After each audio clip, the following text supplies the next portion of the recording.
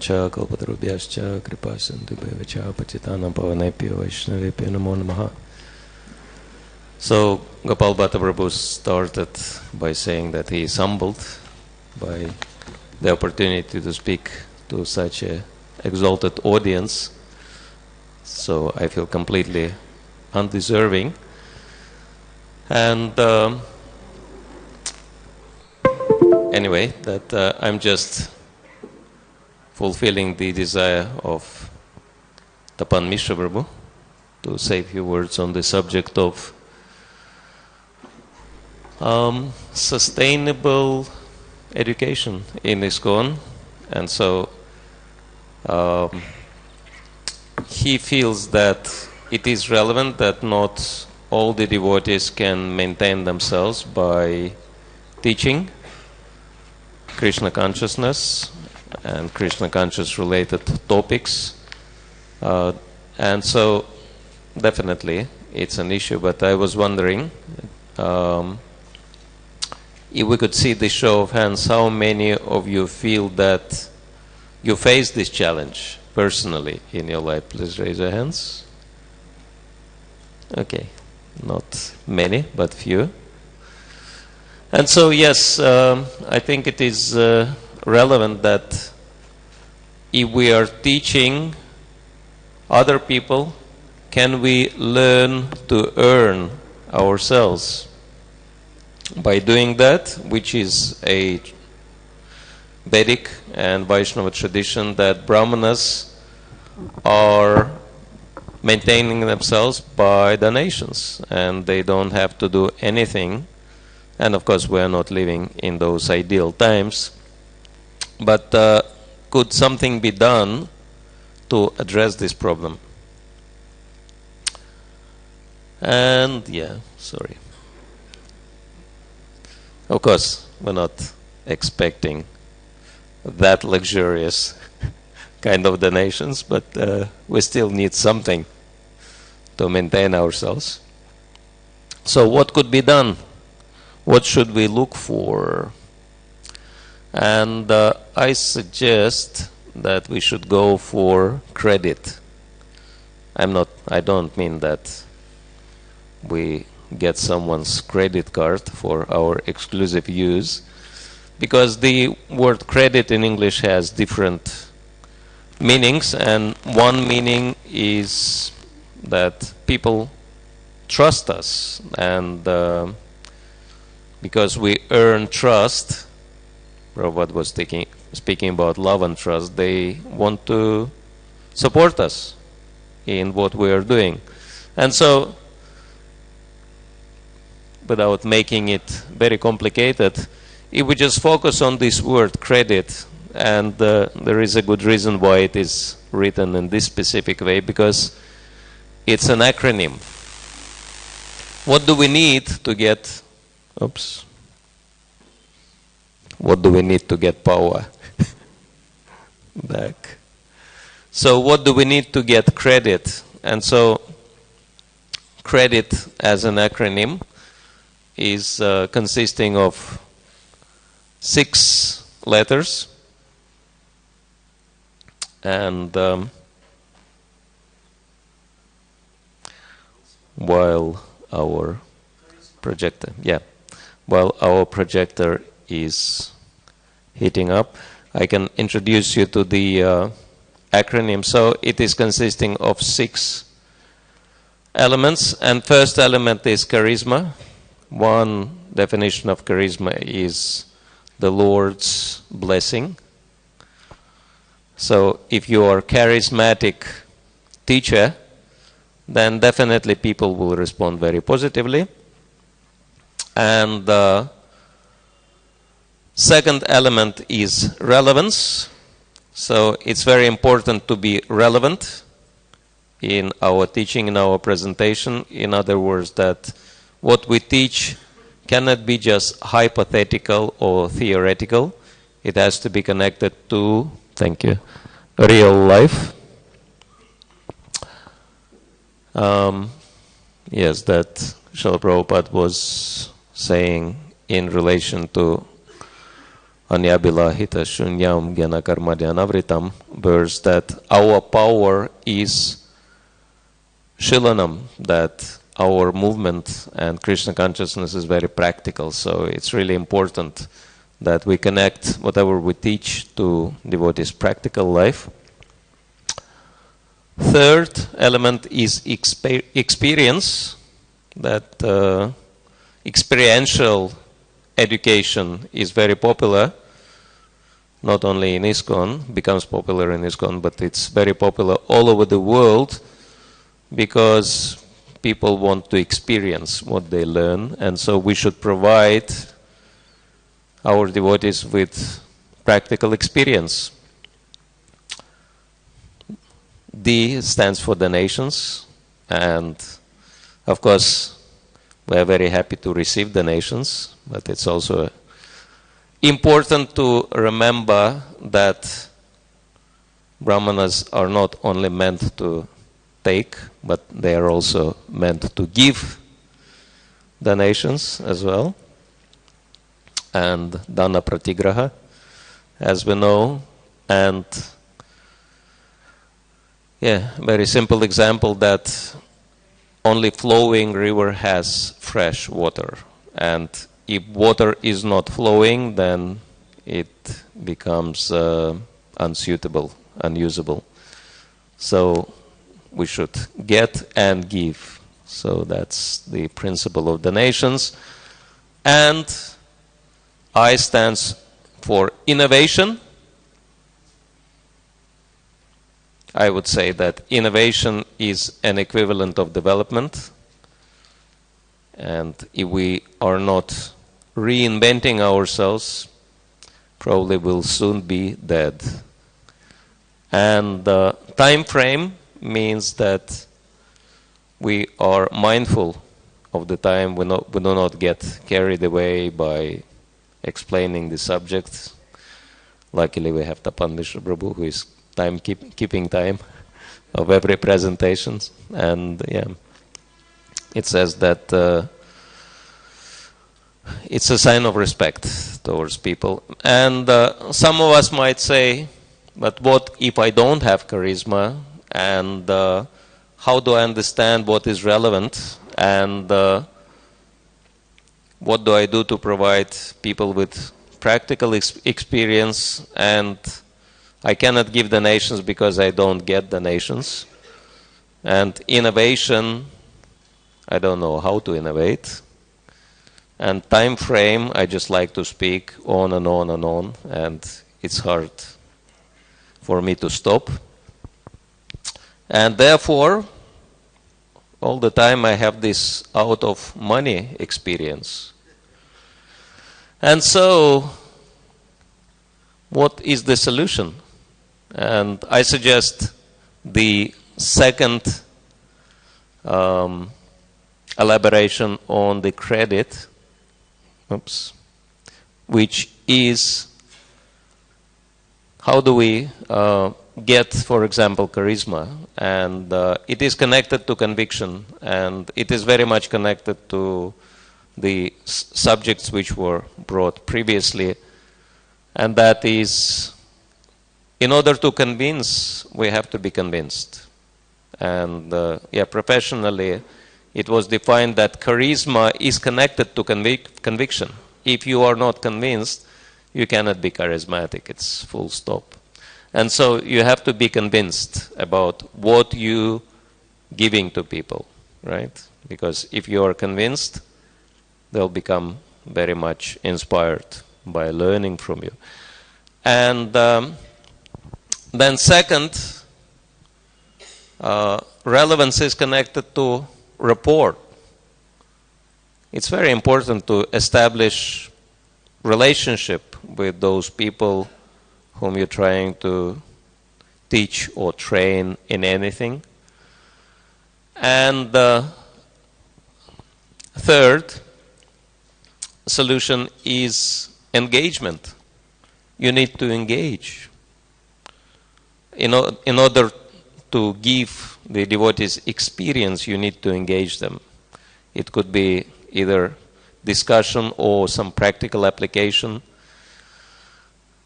And donations are connected to desire, and we do not mean desire to get donations. It's another type of desire, and that is the desire to see positive changes in those students or those people you are interacting with. You have to have a desire to see them succeed in their lives and in Krishna consciousness much greater than we should have a desire for even our own success. And imagination is playing very important part in innovation.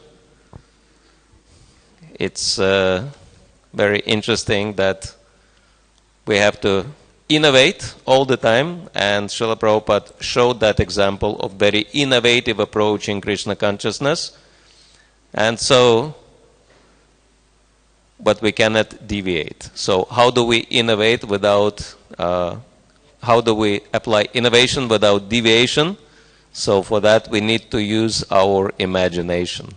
So thinking is really important, and to keep time we need to be tactful. So tactfulness, we need to really be mindful of our audience. So these are simple tips, and I hope it was helpful at least to some degree, at least to some of you. So I'll stop here, and if there are any comments, questions, suggestions, complaints, you're welcome to share those. The floor is now open for questions. Urmila Mataji.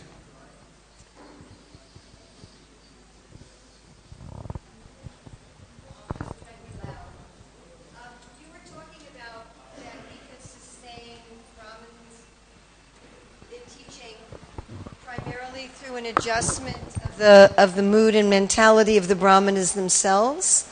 Have you had thoughts about some adjustment in the culture of ISKCON in general, beyond just the Brahmanas themselves? And if so, what would you recommend?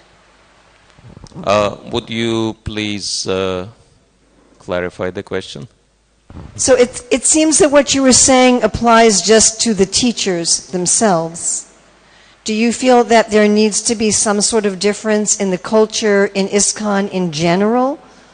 Or would a change in the mood of the teachers be sufficient? And if you think we need a change in the culture of ISKCON in general, do you have any suggestions as to what that would be and how we would go about it? Oh yeah, okay, thank you. Yes, sure. In terms of financial abundance, or to get the mercy of Lakshmi Devi, and as we know, wherever there is Narayan, Lakshmi always follows. And so actually I would say that our financial success could be at least one measure of our performance, of our effectiveness, because it is kind of natural that one way of showing the appreciation for our efforts as teachers and leaders and ISKCON devotees is that devotees are willingly supporting us and whatever we're trying to do financially, and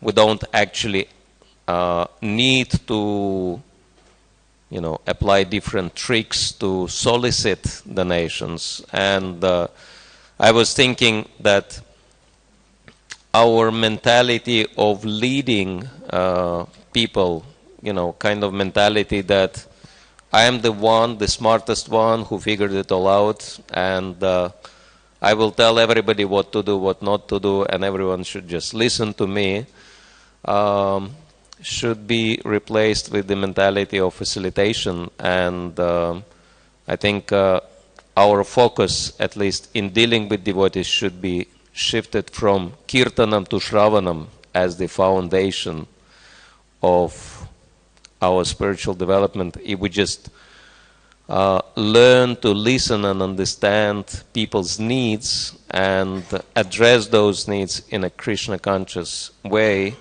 to help them to grow and be engaged according to their natures. I think that's really important. Then that would be success for our movement. Thank you. Prabhu? We have microphone? Yeah. Thank you for your presentation, Maharaj. Thank you. I was thinking about the different aspects of the credit, the acronym. You have to take into consideration that there are brahmacharis who are teachers and preachers that are often maintained by the community they live in. There are householders, like Anuruddha Prabhu mentioned, 2 teachers in Melbourne that are supported by the temple for teaching. There are also householders who teach Shastra or derivative or byproduct of Shastra to make a living. I'm one of them. I actually charge for teaching. And there are sannyasis. Sannyasis are more or less independent. Sannyasis are considered the head of the Varnashram. They're actually considered spiritual masters. People are inclined to give them donations. We never know how much. There are brahmacharis who are spoiled by the Grahastha community when they actually don't need the money unless they have plans for the future. So it's difficult to categorize really what is the position of someone who is engaged in Brahmanical activities, when actually Prabhupada mentions very clearly in his books and his lectures that Brahmins basically they give knowledge, and knowledge is given for free. Whatever comes your way as a reward, you accept it. So can you elaborate on this, please? Yes, I was just thinking that this is a general principle, because even for brahmacharis, one of their engagement is to collect donations for the spiritual master. So yes, brahmacharis don't need much, and therefore whatever donations they get, 100% they use it in the service of Guru Krishna and Vaishnavas. And I was just thinking that it's a general principle that whatever we do, if people or if devotees are appreciating our efforts, they will be reciprocating with donations. And so if we think of what the devotees' needs are, I think needs are, that's really the key concept. If we focus on the devotees' needs, interests, concerns, and expectations, if we have this nice formula, needs, interests, concerns, and expectations, applied to devotees, I think devotees can reciprocate very nicely, financially also. That, you know, Tushta Krishna Jagat Tushtam, if Krishna is satisfied with our efforts, then people will feel satisfied. And so, yeah, we need to be very relevant and address people's real needs, understand those needs, and address them in a practical way. Another question here from Mahaprabhu Chaitanya Prabhu.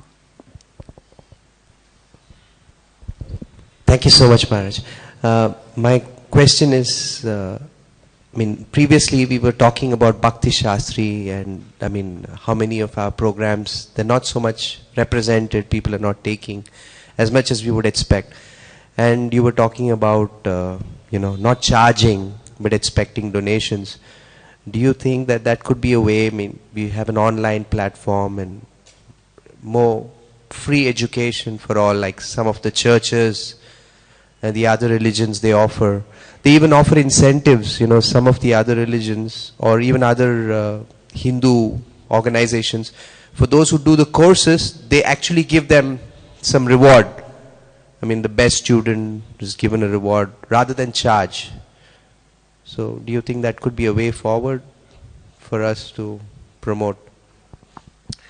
Yes, of course, that brahmanas are not meant to charge, and so I think, price tags applied to different educational courses really is a crutch for us, because we have difficulty, actually understanding and addressing effectively the needs, interests, and concerns and expectations of the devotees.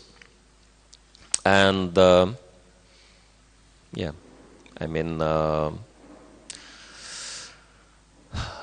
getting a feedback and considering the responses of the devotees, understanding their needs, could actually help in that regard. I'm coming from my own experience, that the reason why Tapan Mishra Prabhu requested me to speak on this subject was very simple, that I'm quite young sannyasi. It's only 3 years since I got sannyas, and before I was brahmachari, but I never had any shortage of funds.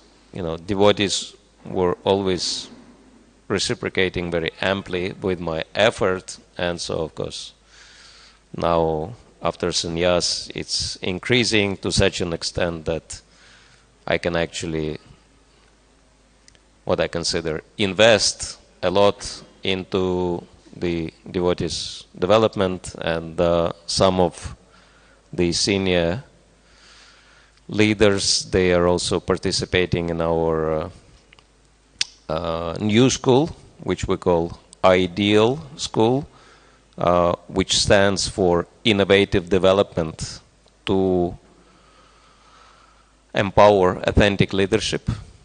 And it's not a cheap undertaking, organizing a school. It's costing tens of thousands of dollars every few months. But because I believe it is relevant, and many devotees believe it is relevant as well, to create new category of leaders in our society who run their own social spiritual projects which are relevant for the mainstream society to fulfill the first purpose of ISKCON. So